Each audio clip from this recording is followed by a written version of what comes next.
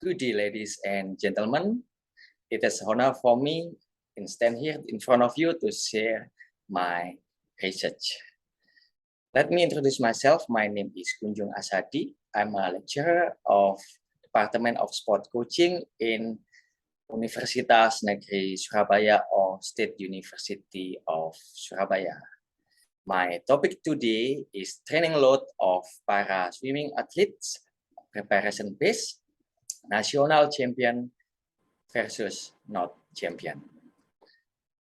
I will divide my presentation into 4 sections. The first one is introduction. Second one is method. Third, result and discussion. And fourth, conclusion. This presentation will take about 5 minutes. Now, let me talk to the introduction.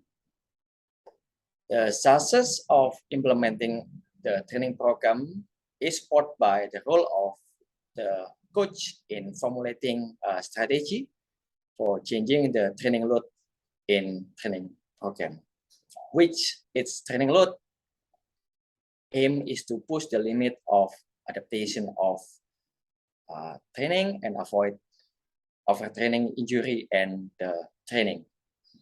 This study aims to identify training load monitoring practice in athletes and is the first to explore the concepts in an integrated manner in this population. Furthermore, this survey explores whether there is differences in training load between medal winning and non-medalist group athletes. The research goal of this research is to compare the internal training load of the group of para-swimming athletes consists of 7 athletes divided into 2 groups, such as group got medal and other hand, those group which did not got medals. This study takes data about 13 weeks historical record taken from the training load by box scale rating perceived exertion, arbitrary unit, and also duration of training in minutes. And then all of the data from the 13 weeks analyzed by mean, standard deviation, and also Mann-Whitney as different tests. From the result of the analysis, it is known in table 1 and table 2, which in table 1 is descriptive of medalist athlete, and the right side is the non-medalist athlete. From those tables, we can know that there are differences in session RPE and arbitrary unit, which in the second group, in the non-medalist athlete, got higher session RPE and also arbitrary unit. And then we take deeper into the differences tests and we compare about 2 groups.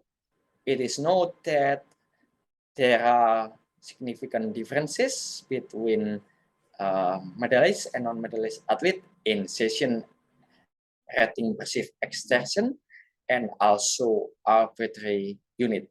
But in the other hand, there are no differences, significant differences in duration of training in medalist and non-medalist athletes. From those data, it is noted that significant differences in rating perceived exertion and also arbitrary unit, which group of non-medalist athletes got higher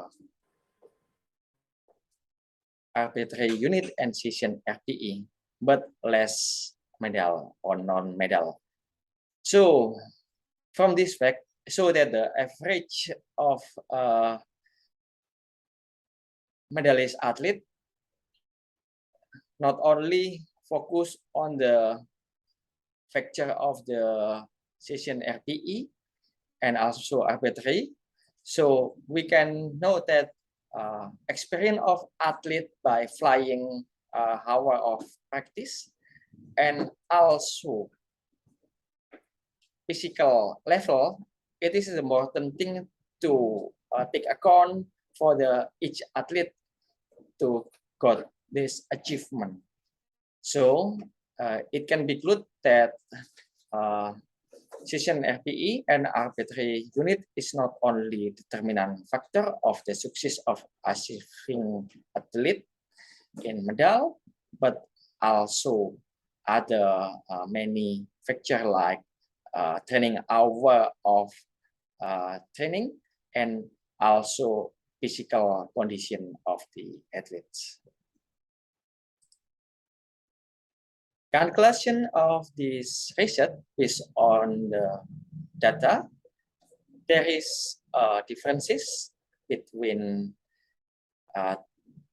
non-medalist athlete and medalist athlete in training load and also arbitrary unit, which one the para swimming athlete who did not got medal had a higher internal training load than those who got medals.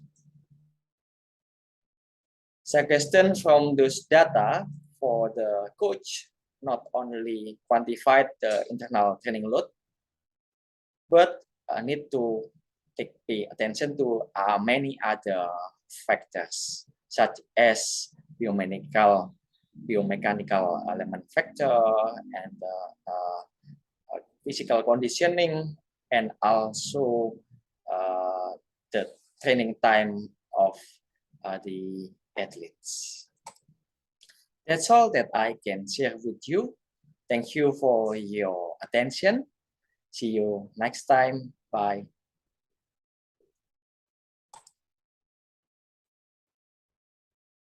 Okay.